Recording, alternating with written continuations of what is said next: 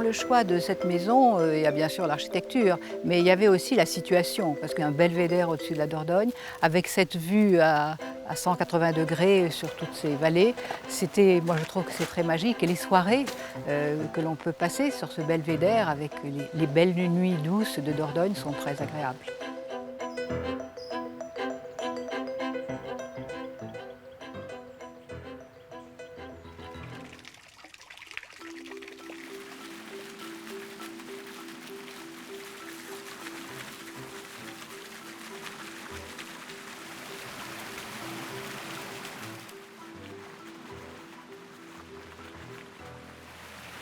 Ici, c'est un jardin plutôt de rêverie. Je m'assois sur ce banc et je regarde le scintillement de l'eau dans l'escalier d'eau.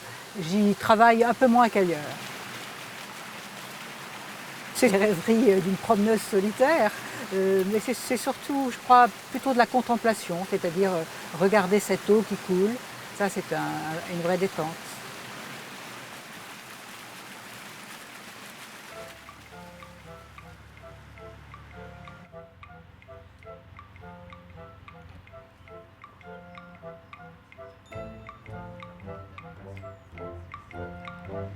Grégoire, j'ai besoin de votre avis parce que j'ai taillé à peu près tous les arbustes de la plate-bande, sauf le Lonicera arbustif. Je ne sais pas comment m'y prendre. Vous ne voulez pas me montrer? Oui, parce que je ne sais pas du tout.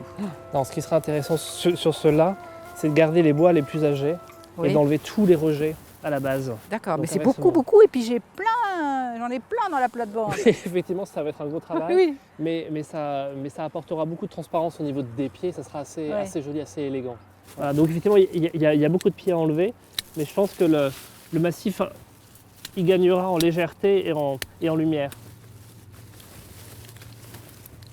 Dans une plate-bande comme celle-ci, c'est d'arriver à faire en sorte qu'elle se développe harmonieusement. Effectivement, toute la matière première est là, et après on va modifier par petite place, par petite dose, les végétaux en les assemblant pour que les camailleux soient beaux, pour que les volumes soient bons, pour que les croissances également soient prises en compte tout au long de l'année et évidemment dans l'avenir.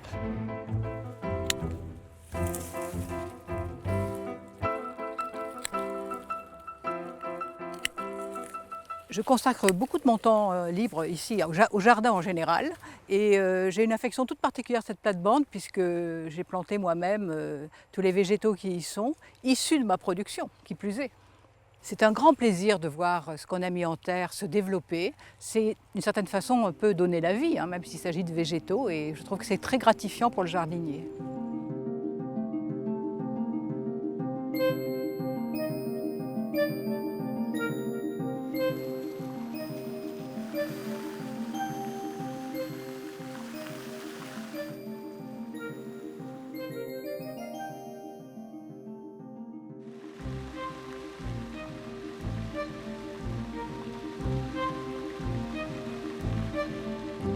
Et c'est un jardin qui est un jardin formel. Alors c'est un jardin qui est fait pour la promenade, mais aussi pour la fête. Et c'est en particulier là, quand nous avons des réceptions, mariages ou autres, que nous réunissons nos amis autour de petits stands agréables, parce qu'il est fait pour la promenade, il est fait pour déambuler, il est fait pour, moi je dirais, profiter de ce qu'on pourrait appeler l'art de vivre du XVIIIe siècle.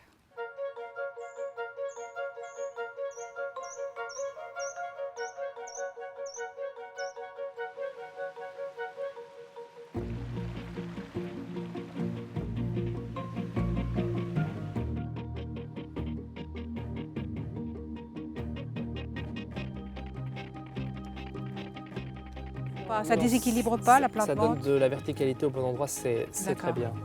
Et alors là, les sédums, ça je crois qu'il faut qu'on les multiplie. Vous voyez, il y a beaucoup d'espace ici. Et j'aimerais bien, vous connaissez mon goût de la collection. C'est assez rare. Ça sera un peu développé.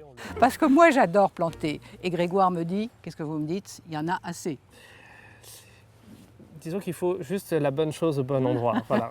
Et, voilà. Il faut alors, pas que... oui, je peux vous le dire là devant. Il m'arrive parfois de planter sans vous le dire, de planter en cachette. Ça m'arrive aussi de m'en rendre compte par derrière.